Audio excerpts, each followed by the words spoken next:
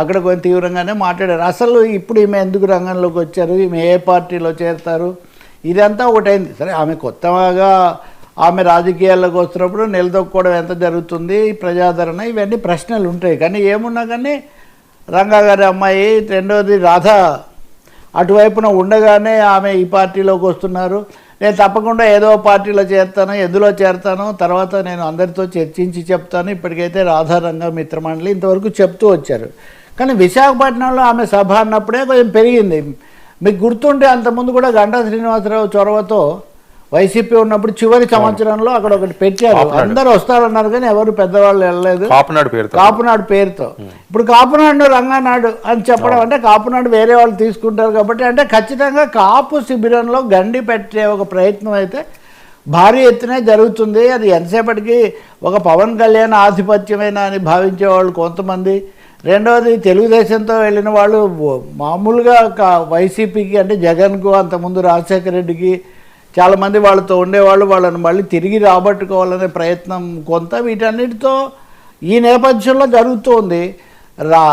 రాధా కూడా వైసీపీలో ఉండి కోరినట్టుగా బందరు లేకపోతే విజయవాడ సెంట్రల్ టికెట్ ఇవ్వలేదని టీడీపీలోకి వెళ్ళారు. ఆయన వెళ్ళటం కూడా అప్పుడు పెద్ద సంచలనమే.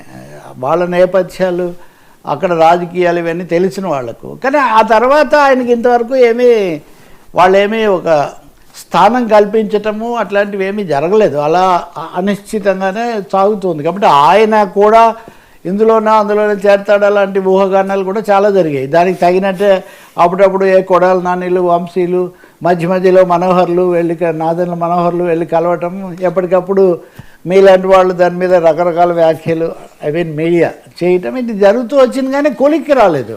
సో అన్న సంగతి ఇంకా ఒక కొలిక్కి రాకముందే ఈమె రంగంలోకి వచ్చి ఈమె రంగానాడు నేరుగా పెట్టడంతో అక్కడ ఆమె చాలా తీవ్రంగా మాట్లాడారు. ఆ రోజు నేను విశాఖపట్నంలో ఉన్నాను వాస్తవానికి. ఆమె చాలా తీవ్రంగానే మాట్లాడారు. ఏదో నేను సాఫ్ట్ అనుకుంటున్నారు, నేనేం సాఫ్ట్ కాదు, నేను ఒక్కసారి దిగానంటే నా పూర్తి చూపిస్తాను, మీరు అందరు రంగా పేరు చెప్పుకున్న వాళ్ళే కానీ రంగా ఆశయాలకు, రంగాకు ఎవరు న్యాయం చేశారు అని ఆమె చాలా తీవ్ర స్వరంతో ప్రశ్నించారు. అంతేకాకుండా పేర్లు కూడా తీశారు. గతంలో వైసీపీ ప్రభుత్వం ఉన్నా, ఇప్పుడు తెలుగుదేశం ఉన్నా అని, అంటే అన్ని మొన్న 3 పార్టీలు అన్న తర్వాత ఏమవుతారంటే 2 విషయాలు గుర్తించాలి మనం.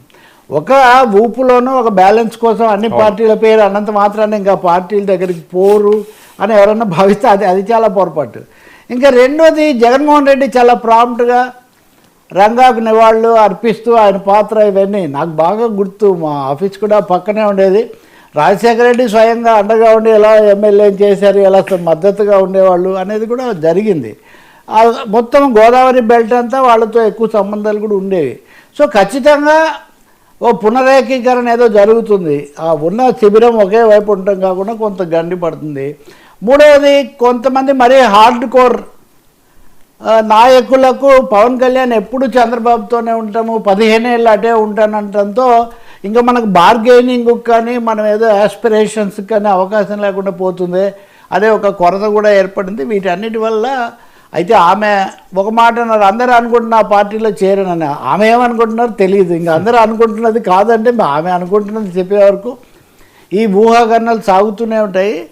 వైసీపీలో చేరకపోవడం అనేది, చేరే అవకాశం కూడా ఉండొచ్చు ఈ మాటలన్నింటినీ బట్టి చూసినప్పుడు. ఉన్న ప్రభుత్వాన్ని 1-2 సార్లు అది తీసి ఆమె విమర్శలు చేస్తున్నప్పుడు. ఇంకోటి, అధికార పార్టీలోనో కూటమిలోనో చేరే వాళ్ళైతే వాళ్ళు ఉపయోగించే భాష అది కొంచెం వేరుగా ఉంటుంది. ఎందుకంటే ఉన్నదాన్ని ప్రో ఎస్టాబ్లిష్మెంట్, ప్రో గవర్నమెంట్ అయినప్పుడు సాఫ్ట్ టోన్ అది అదొక విధంగా ఉంటుంది. ఆమె నేను సాఫ్ట్ కాదని కూడా